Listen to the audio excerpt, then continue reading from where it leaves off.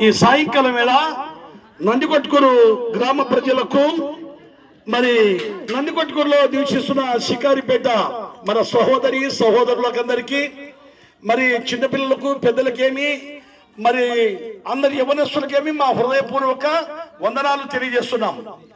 ఎందుకంటే ఇందాక పెద్దయిన మన మంచి మాట వాళ్ళు పాడారు, నమ్మండి అన్నలారా నాతోటి చెల్లెలారా. అంటే ఈ భూమి మీద దేనికి నమ్ముతున్నాం మనం?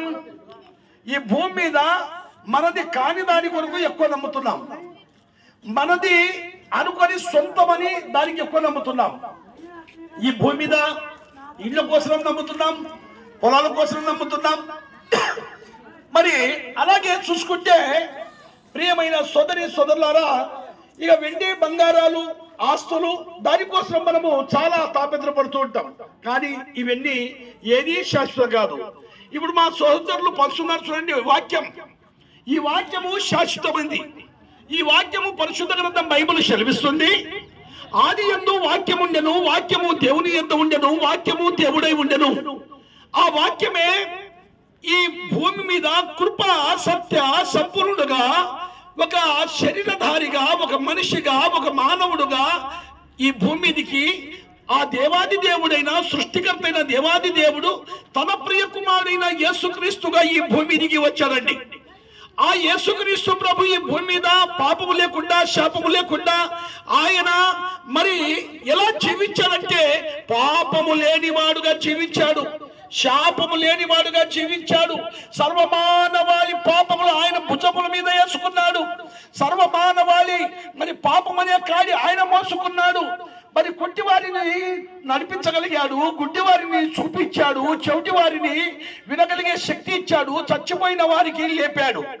ఎంత గొప్ప దేవుడు అంటే ఆయన అంత పరిశుద్ధత కలిగిన వాడై ఉండి పరలోక మహిమను విడనాడి ఈ భూమి మీద మానవులను పరిశుద్ధపరచడానికి, పవిత్రపరచడానికి, పరలోకం చేర్చడానికి మహనీయుడు. అలాంటి గొప్ప దేవుడు ఈ భూమి దిగి రావడం అనేది చాలా మరి ఎంతో గొప్ప విశేషం అండి.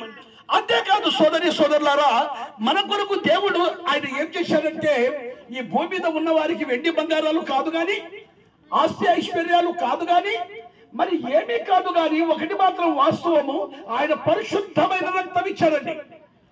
ఆ కల్వరి శిలువలో లేఖనముల ప్రకారం యేసుక్రీస్తు ప్రభు చనిపోవాలి, లేఖనముల ప్రకారమైన రక్తం చిందించబడాలి, లేఖనముల ప్రకారమైన మరి చనిపోయి సమాధి చేయబడాలి.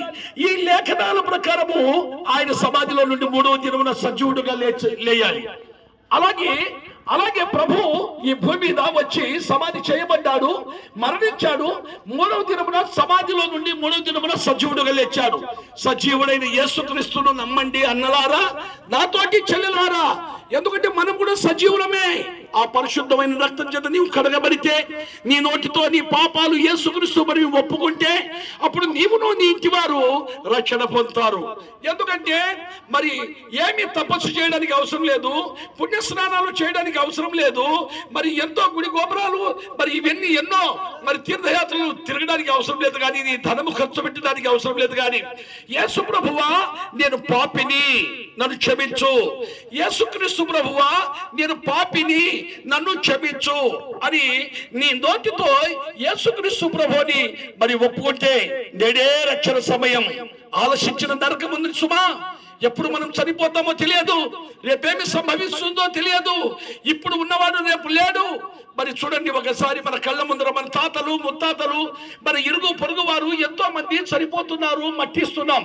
కానీ వారు చనిపోయిన వారు మట్టికి వెళ్ళిపోతున్నారు, మట్టి శరీరం మట్టికి వెళ్ళిపోతుంది. దేవుడిచ్చిన ఆత్మ దేవుని రాజ్యానికి వెళ్లకుండా ఈ శరీరంతో చేసిన క్రియల వల్ల మరి ఎక్కడ పోతుందయ్యా అంటే మరి నరకానికి, అగ్నిగుండానికి జారిపోతుంది.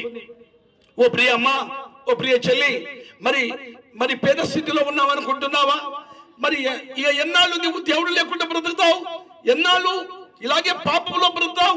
ఎన్నాళ్ళు శాపంలో బ్రతుకుతావు? ఒక రోజు మనకు ఉంది, ఆ మహామహుడైన దేవాది దేవుడైన ఆయన పరలోక రాజ్యములో యుగ యుగాలు ఉండే ఆ గొప్ప రాజ్యం ఉందని దేవుని వాక్యం సెలవిస్తుంది. ఈ మాటలు మీరు బాగా విన్నట్లయితే మరి యేసు ప్రభువుకు నమ్మితే మాకేమి దొరుకుతుంది అనుకుంటున్నారా? యేసుక్రీస్తు ప్రభువుతే మీకు ఒకటే దొరుకుతుంది, నిత్య జీవం. యేసు చెప్పాను, నేనే మార్గమును, నేనే సత్యమును, నేనే నిత్య జీవం అన్నాడు. వేరే మార్గం లేదు సుమా.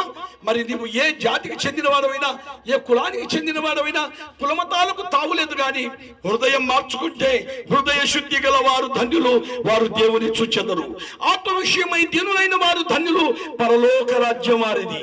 ఆ పరలోక రాజ్యం మీరు చేరాలని ఇంతవరకు మా పెద్ద మన సార్ గారు ఆయన పాడేదంటే నమ్మండి అన్నలారా, నాతోటి చెల్లెలారా, నాతోటి అక్కలారా, మనమందరం కూడా ఏ జాతికి సంబంధించిన వారమైనా మరి మనకి ఇచ్చేది ఒకటే మట్టి, మనం ఎలా చెంది ఒకటే రాజ్యం, పరలోక రాజ్యం. నిత్య నరకం, అగ్నిగుండం తప్పించుకొని, పాతాళం తప్పించుకొని, యేసు ప్రభువా నేను పాపిని, నన్ను క్షమించమంటే నీవు మరి నీ నోటితో ఒప్పుకున్న క్షణమే నీ పాపాలు క్షమించబడి పరలోక రాజ్యం చేరుకుంటావని దేవుని గ్రంథమైన పరిశుద్ధ గ్రంథం బైబిల్ చదివిస్తుంది. ఓ ప్రియ చెల్లి సోదరి, మరి సాయంకాలం వేళ ఈ మంచి మాట చేత మీరు ఆదరించబడతారని ఈ మాట చెప్తూ, ఇదో మా సోదరులు కరిపత్రాలు పంచుతున్నారు, చక్కటి బైబిల్ ఇస్తున్నారు, అది చదవండి. మరి పారేయద్దు, అందులో దేవుని వాక్యం ఉంది. ఆ దేవుడు మీకు దీవించి ఆశీర్వదించుగాక. దేవునికి స్తోత్రం. మీ కొరకు మా సోదరులు ప్రార్థన చేస్తారు.